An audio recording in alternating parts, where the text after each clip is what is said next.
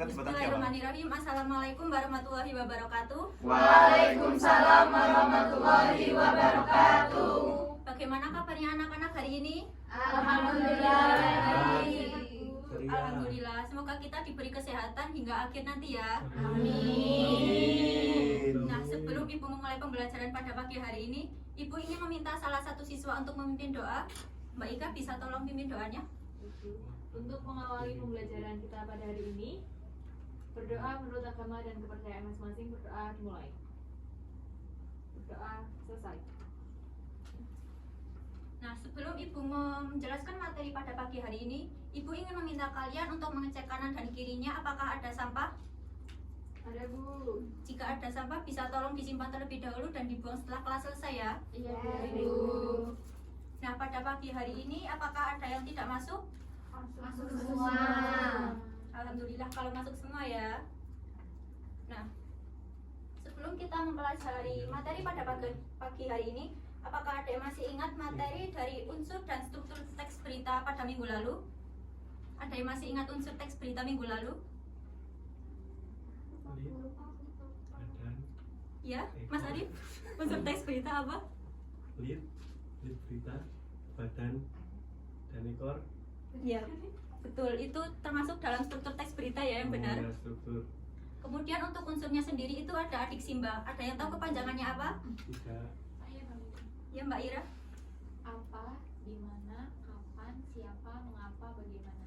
Baik, beri tepuk tangan untuk Mbak Ira dan Mbak Ira. Nah, sebelum Ibu menyampaikan materi yang akan Ibu sampaikan pada pagi hari ini, apakah di antara kalian ada yang pernah mendengar atau mungkin membaca kisah dari Hang Tuah, Ramayana, ataupun Mahabharata? Nah, dari ketiga kisah tersebut, apakah kalian menyadari kalau ketiga kisah tersebut itu memiliki latar yang sama? Apakah ada yang tahu latarnya apa? Bu, Baik, Mbak Dewi. ketiga kisah tersebut berlatar di suatu kerajaan. Baik, beri tepuk tangan untuk Mbak Dewi. Jadi betul ya, ketiga kisah tersebut yaitu kisah Hang Tuah, Ramayana maupun Mahabharata itu memiliki kesamaan latar di suatu istana maupun kerajaan. Nah, menurut kalian juga nih, apakah tokoh yang memiliki kekuatan ajaib maupun kekuatan sakti itu merupakan suatu hal yang logis atau mustahil dalam suatu kisah? Ya betul. Jadi suatu tokoh yang memiliki kekuatan sakti maupun yang memiliki kekuatan ajaib itu merupakan suatu hal yang mustahil dalam suatu kisah ya. Nah, jadi bagian-bagian yang tadi kalian sebutkan yaitu berlatar istana, kisah Hang Tuah, Ramayana, serta memiliki kekuatan ajaib pada setiap tokohnya merupakan bagian-bagian dari teks yang akan kita pelajari pada pagi hari ini. Yaitu teks apa? Hikayat. Nah, jadi tujuan pembelajaran pada pagi hari ini yaitu peserta didik, yaitu kalian diharapkan dapat menafsirkan dan mengevaluasi hikayat yang disimak. Jadi manfaatnya apabila kalian telah selesai mempelajari hikayat ini, diharapkan kalian dapat menerapkan nilai-nilai yang kalian pelajari dari hikayat di kehidupan sehari-hari, serta kalian diharapkan dapat mewariskan warisan sejarah Indonesia. Paham anak-anak? Paham. Nah, di sini Ibu akan menampilkan contoh hikayat Putri Hijau. Bisa disimak ya. Baik, Bu.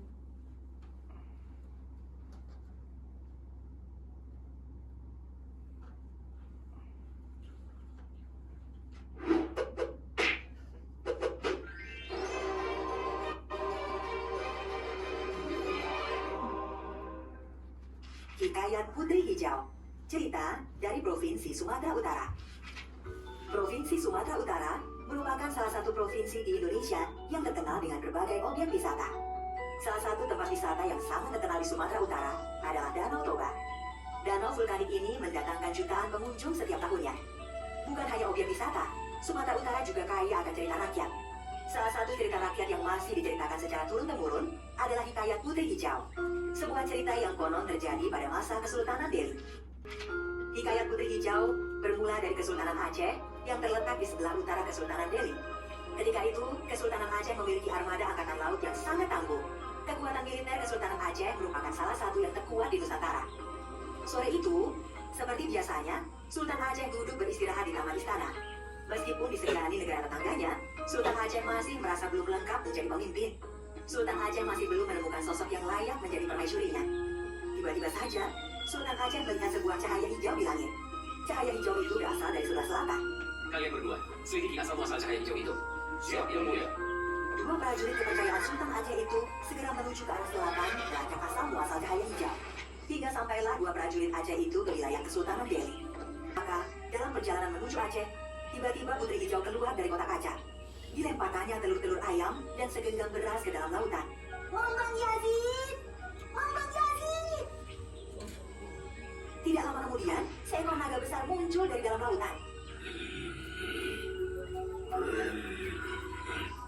Sultan Aceh sangat terkejut, tidak hanya karena naga besar mendekati kapalnya, tetapi naga itu juga membawa putri hijau. Sang Sultan tidak bisa berbuat apa-apa untuk menghentikan naga yang membawa lari putri hijau. Sultan Aceh pun menyesal telah memaksa putri hijau menjadi permaisurinya.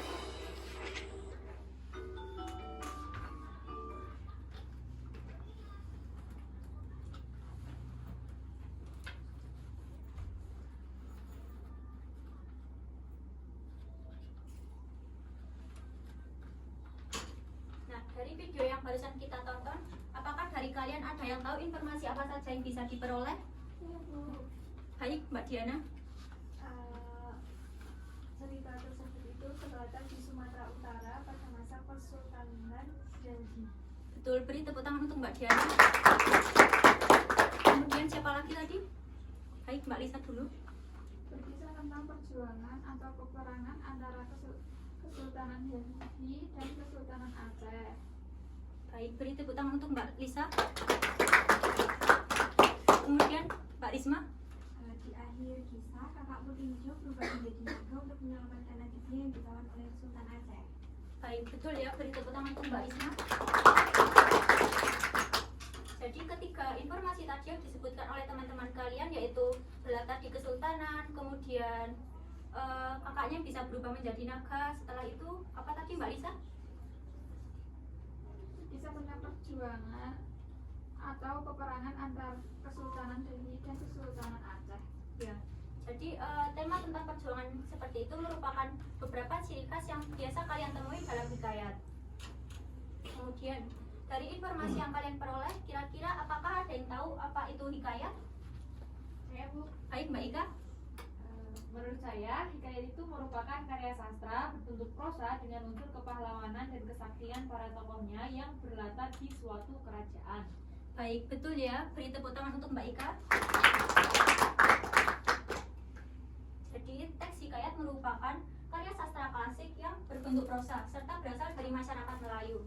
Nah, umumnya dalam hikayat itu berisi kisah-kisah yang bersifat rekaan serta dengan unsur kepahlawanan yang dilengkapi dengan kesaktian serta keanehan para tokohnya. Kemudian, sebagian besar kisah hikayat itu berlatar di suatu istana. Nah, di sini Ibu menandai 4 poin penting. Yang pertama ada apa? Kemudian yang kedua, Unsur kepahlawanan. Yang ketiga, Kesaktian atau keanehan para tokohnya.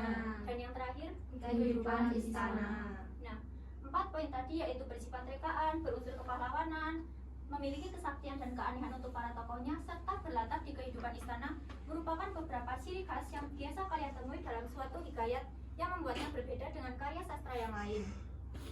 Sampai sini apakah ada yang ingin ditanyakan terlebih dahulu? Belum. Baik, Ibu lanjut materinya ya. Ya. Nah, untuk hal yang akan dipelajari pada pagi hari ini yaitu tema hikayat, sudut pandang, kata-kata arkais, serta unsur kemustahilan yang ditemukan dalam hikayat. Yang pertama, kita masuk ke tema dalam hikayat. Nah, seperti yang kita ketahui bahwa tema merupakan dasar dari sebuah cerita. Biasanya dalam suatu cerpen ataupun novel kita menemui tema-tema seperti percintaan, pendidikan, sosial. Ada lagi yang tahu tema dari suatu cerita? Percintaan. Ya, percintaan, horor, pahlawan. Nah, gimana Mbak Sania? Ya, komedi. Nah, tema-tema tersebut merupakan tema yang biasa kita temui dalam cerpen. Nah, sebenarnya nggak berbeda jauh ya dari tema yang kita temui dalam cerpen maupun hikayat. Dalam hikayat itu, tema-tema yang kita temui juga berkisar pada kehidupan sehari-hari. Lebih tepatnya kehidupan sehari-hari pada masa silam. Seperti yang kita ketahui bahwa pada zaman dulu itu berhubungan dengan yang namanya kerajaan. Oleh karena itulah, hikayat bersinggungan dengan kerajaan dan menampilkan tema-tema yang istana sentris. Atau dengan kata lain, apa istana sentris? Berpusat dari kehidupan istana raja-raja. Nah, jadi istana sentris merupakan berpusat dari kehidupan istana raja-raja. Kemudian dari video yang kita tampilkan tadi yaitu video Hikayat Putri Hijau, apakah ada yang tahu tema hikayat tersebut? Saya Bu, Baik Mas, bagus. kisah cinta perjuangan dan kesetiaan seseorang kakak kepada adiknya. Nah, beri tepuk tangan untuk Mas Bagus. Jadi seperti yang Ibu bilang tadi ya, tema-tema tersebut tidak berbeda jauh dari tema cerpen ataupun novel yang kita temui pada saat ini. Seperti misalnya percintaan, perjuangan, maupun kesetiaan seorang kakak kepada adiknya. Kemudian kita lanjut ke sudut pandang. Jadi sudut pandang merupakan cara pencerita menyampaikan kisahnya kepada pembaca. Ada yang tahu apa saja sudut pandang? Pandang orang pertama, Kedua, dan sudut pandang orang ketiga. Ya, kalau sudut pandang orang pertama biasanya ditandai dengan kata ganti apa? Aku, saya. Nah, kemudian untuk sudut pandang orang kedua, dia, kemudian Kamu, betul. Kemudian yang terakhir untuk sudut pandang orang ketiga, mereka, ya kalian, kita bisa. Nah, kalau sudut pandang yang biasa kita temui dalam cerpen maupun novel seperti itu ya, karena biasanya dipilih oleh pengarang yang sesuai dengan karakternya. Namun berbeda halnya dengan hikayat. Jadi di hikayat itu hanya menggunakan sudut pandang orang ketiga, yaitu biasanya ditandai dengan kata ia, mereka, kemudian bisa juga menyebutkan secara langsung nama tokohnya. Nah, kemudian mungkin ada yang tahu apa fungsi dari penggunaan sudut pandang orang ketiga dalam hikayat? Baik Mbak Iklil. Untuk mengetahui isi hati semua tokoh dan menggambarkan peristiwa dari berbagai sisi. Baik, beri tepuk tangan untuk Mbak Iklil. Jadi yang disebutkan oleh Mbak Iklil tadi merupakan sebagian dari fungsi sudut pandang orang ketiga, yaitu mengetahui isi hati semua tokoh, kemudian menggambarkan peristiwa dari berbagai sisi. Kemudian yang lainnya yaitu memberikan pandangan objek terhadap suatu peristiwa dan membangun hubungan emosional dengan para pembaca. Lalu selanjutnya ada kata-kata arkais. Ada yang tahu apa itu kata arkais? Ayo Bu, Baik Mbak Ira. kata yang sudah jarang digunakan pada masa saat ini. Baik, beri tepuk tangan Mbak Ira. Jadi seperti yang disebutkan oleh Mbak Ira tadi ya, bahwa kata arkais merupakan kata yang sudah lama dan sudah hampir tidak digunakan lagi di masa sekarang. Nah, karena seperti yang kita ketahui di awal tadi bahwa hikayat menggunakan bahasa Melayu lama. Oleh karena itulah dalam hikayat yang asli, yaitu yang belum disadur maupun belum ditulis ulang dengan bahasa Indonesia, banyak sekali terdapat kata-kata arkais yang sudah jarang kita temui. Nah, di sini Ibu sudah memberikan contoh kata-kata arkais. Yang pertama ada dipinang, ada yang tahu artinya? Dilamar, ya betul. Kemudian bertitah, Diperintah. ya diperintah. Berkata juga bisa. Kemudian negara antah berantah, Negara yang jauh. ya negara yang jauh. Kemudian sebermula, Awal mulanya. ya awal mula atau awalnya.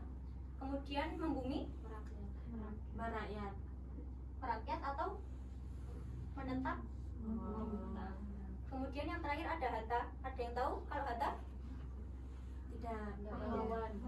Tidak. Itu beda lagi ya Mbak Ira. Jadi gimana? Bukan. Jadi kalau hata dalam kata arkais di hikayat itu memiliki makna sampai atau setelah.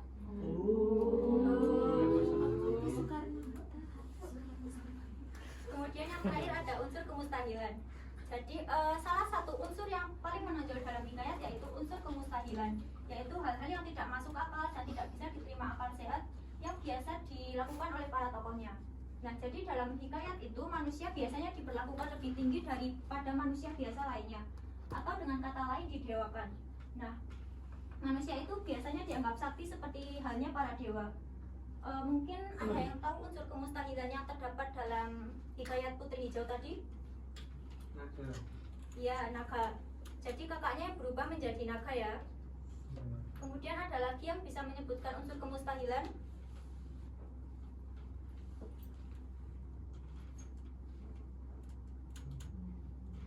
Nggak ada yang tahu?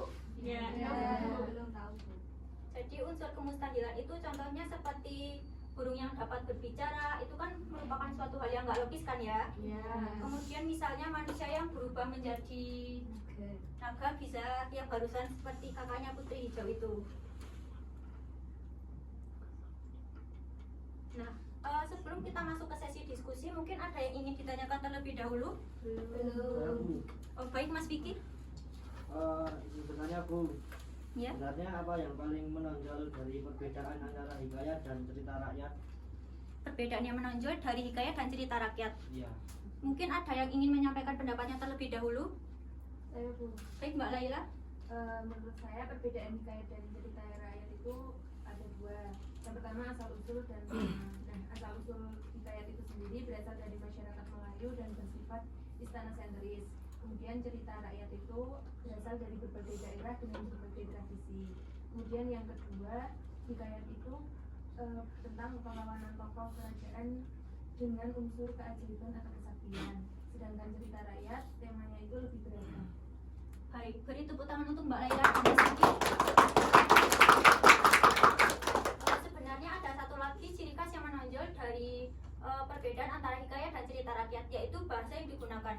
Jadi bahasa dalam hikayat itu lebih bersifat formal dan penulisannya panjang serta berirama.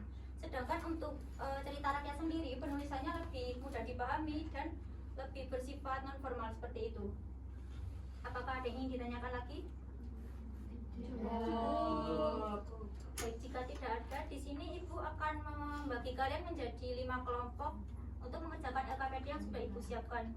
Mungkin bisa berhitung dari 1 sampai 5, mulai dari Mbak Ika. 1, 2. Mas Vicky. 3, 4, 5, 1, 2, 4, 1, 2, 3. Baik, mungkin bisa bergumul dengan kelompoknya ya. Di sini kelompok 1, kelompok 2, kelompok 3, kelompok 4, dan kelompok 5 di belakang sana ya. infonya 3. Info 3. 3 bos. 3 mana bos?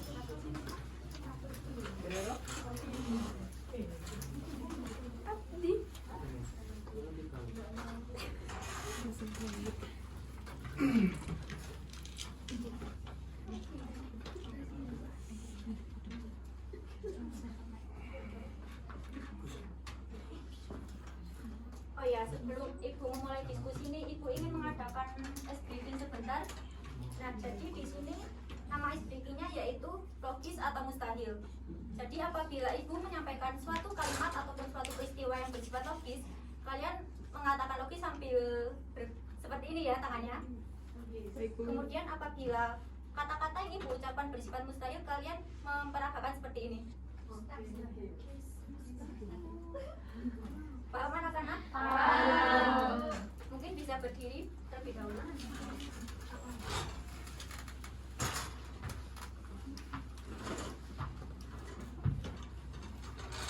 Sudah siap semua? Siap.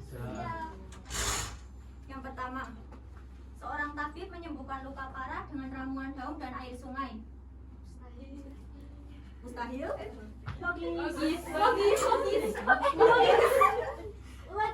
Logis ya. Kemudian yang kedua, seorang kesatria berubah menjadi burung setiap malam. Mustahil. Betul. Lalu yang ketiga, seorang pangeran menunggu perjalanan ke 7 negeri untuk mencari saudaranya yang hilang. Mustahil. Mustahil atau logis? Jawabannya logis ya. Kira salah. Kemudian putri kerajaan menulis surat dengan tinta emas dan mengirimkannya lewat elang. Oh, tinta emas ada beneran enggak? Ada. Bu, saya punya snowman warna. Mustahil. Mustahil ya. Yang kalah dihukum, Bu. Saya punya Kamu mau snowman. dihukum acuran? Apa yang mustahil Bu? Kemudian yang terakhir ya, seekor kuda bisa berbicara memberi petunjuk jalan. Mustahil. Logis. Seekor kuda bisa berbicara. Lah, bicara. Mustahil ya.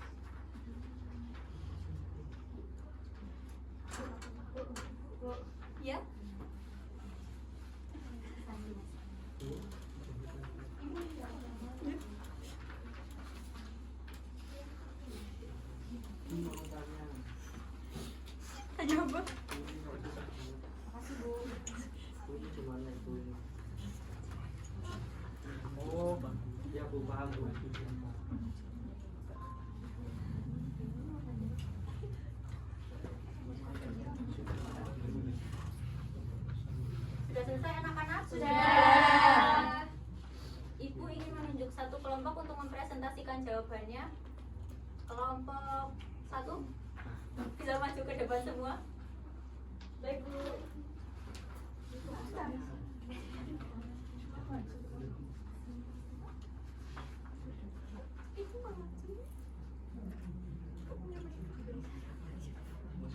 Oke, kami dari kelompok 1 akan memaparkan hasil diskusi dari kelompok kami. Untuk soal yang pertama yaitu, apakah tema dalam hikayat berjudul Cinduamato tersebut? Jelaskan jawabanmu.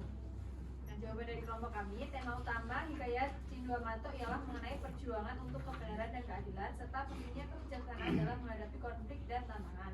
Tak hanya itu, cerita ini juga menyoroti nilai-nilai kesatriaan dan kehormatan. Lebih detailnya, Cinduamato menceritakan perjuangan Cinduamato dalam membela kebenaran dan keadilan di kerajaan Pagaruyung. Ia menghadapi berbagai tantangan termasuk peperangan, pengkhianatan, dan konspirasi. Namun, ia tetap teguh dengan prinsip-prinsip yang dimilikinya. Untuk soal yang kedua, jelaskan dengan menyertakan bukti-bukti kutipan bahwa hikayat tersebut menggunakan sudut pandang orang ketiga. Nah, hikayat tersebut menggunakan sudut pandang orang ketiga serba tahu. Hal ini terbukti dari penyebutan nama-nama tokohnya secara langsung sepanjang cerita. Seperti pada kutipan, Cinduamato menunggu tiang Bungkua di luar Pagaruyung. Namun dalam duel yang berlangsung dia tak mampu membunuh tiang Bungkua. Soal nomor 3, setujukah kalian kalau hikayat tersebut mudah dipahami karena tidak banyak menggunakan kata arkais? Jelaskan. Setuju, hikayat tersebut lebih mudah dipahami karena sudah tidak banyak menggunakan kata-kata arkais.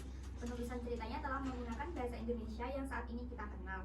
Walaupun masih terdapat beberapa istilah asing dari daerah Minangkabau, tetapi hal tersebut tidak mengganggu pemahaman isi cerita, apalagi dengan adanya media audiovisual yang semakin membantu pemahaman isi cerita. Soal nomor 4, apa saja unsur kemustahilan yang kalian temukan dalam hikayat tersebut? Menurut kalian, masih cocokkah unsur itu apabila diterapkan pada zaman sekarang? Contohnya yaitu unsur kemustahilan yang terdapat dalam hikayat tersebut diantaranya Cinduamato lahir melalui mimpi yang dialami Gundo Kanduang. Kekuatan Cinduamato yang mampu membuat tengkorak-tengkorak berbicara. Sebuah kapal melayang di udara membawa daun tuanku dan anggota keluarga kerajaan lainnya ke langit.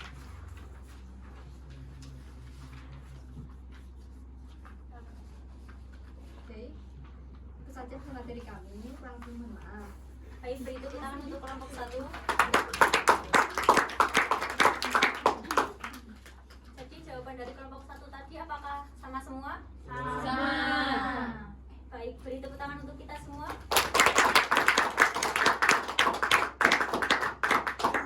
Kita lanjut ke kuis individu ya. Jadi di sini kuis individunya agak berbeda. Jadi kalian akan duduk secara berkelompok bersama kelompoknya masing-masing. Nah, secara individu, peserta didik akan mengerjakan kuis yang telah disediakan hingga selesai. Kemudian, skor atau poin tiap individu akan dijumlahkan dengan anggota kelompoknya sehingga akan didapatkan kelompok dengan skor atau poin tertinggi. Tapi ada catatannya ya, jadi tiap peserta didik dilarang untuk saling membantu. Apakah paham? Paham. Jadi dari kelompok kalian yang mendapatkan poin paling tinggi akan ibu beri hadiah. Yeay. Kerjakan sebaik mungkin ya. Baik, silakan.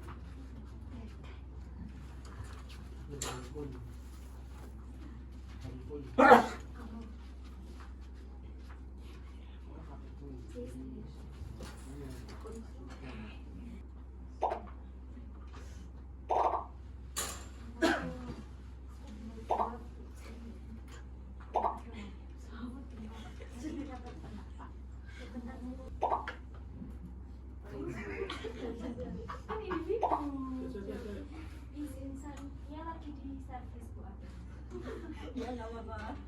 Baru menamai. Login terus Bu.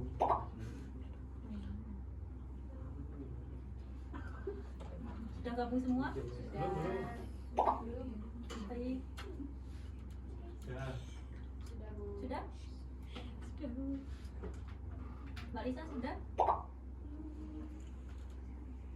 Sudah mulai. Ibu mulai ya? Bismillah.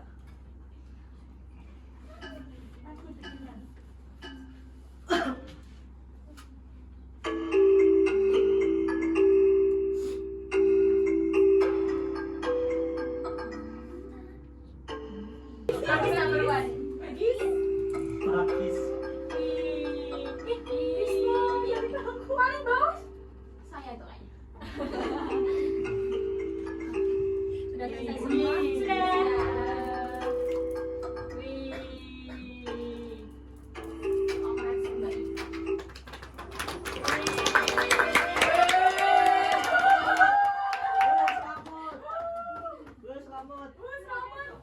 Selamat untuk Ika. Jadi kalian sudah ada poinnya masing-masing ya. Sekarang bisa kalian jumlahkan dengan anggota kelompoknya masing-masing. Wih, nggak ada yang salah itu. 80. 5, 9, 10. Mungkin ini salah. Sudah dijumlahkan semua? Sudah. Kelompok 1. Pemenangnya kelompok 2. Kelompok 1 berapa? 14.500. Kita beri dulu. Tapi kelompok Kelompok 2 berdua. 20.000. 14.800.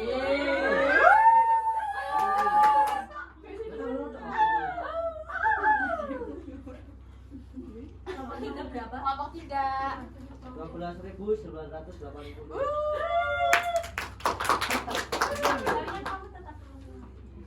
Kemudian kelompok 4. 11.100. Kelompok 4. Kalah. Lalu kelompok 5. 11.850. Kelompok 2 menang. Baik, jadi yang paling tinggi kelompok 2 ya. Google. Ke depan. Itu Google.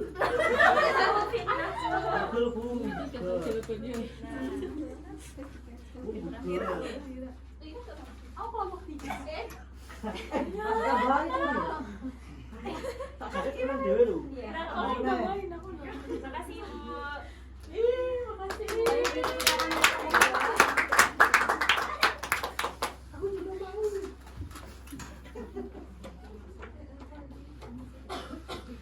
Nah, karena diskusi kelompok sudah selesai, mungkin kalian bisa kembali ke tempat duduknya masing-masing dan KPD-nya bisa dikumpulkan ya.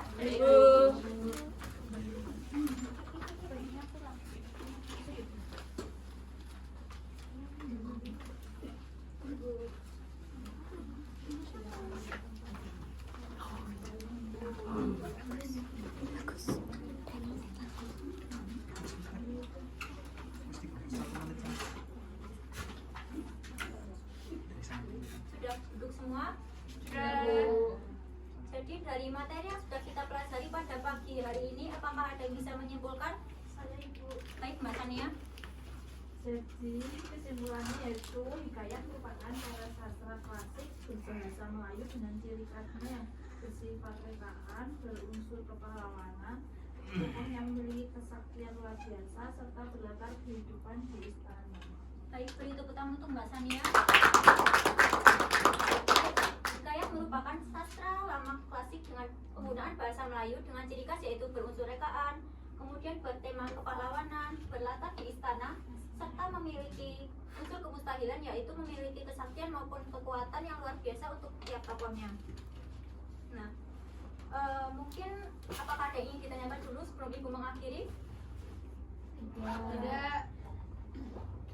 Baik, jika tidak ada yang ingin bertanya, Ibu akan mengirimkan penugasan untuk materi hikayat pada pagi hari ini di grup WA ya. Ya, Mungkin Mbak Ika nanti bisa membuatkan Google Drive-nya dan dikirimkan ke Ibu. Baik, Bu. Nah, karena materi kita pada pagi hari ini sudah selesai, Ibu ingin meminta kalian untuk mempelajari materi kita untuk minggu depan yaitu penokohan, alur, serta sudut pandang dari hikayat. Paham anak-anak? Paham. Jadi bagaimana pembelajaran kita pada pagi hari ini? Seru. Menyenangkan. Asik, Bu. Apakah kalian semakin paham dengan materi hikayat? Iya. Sangat paham. Semoga pembelajaran kita pada pagi hari ini dapat bermanfaat bagi kita semua ya. Amin. Sebelumnya mungkin kita bisa memberikan apresiasi untuk diri kita sendiri. Baik, mungkin untuk menutup pembelajaran pada pagi hari ini bisa dipimpin doa Mbak Ika.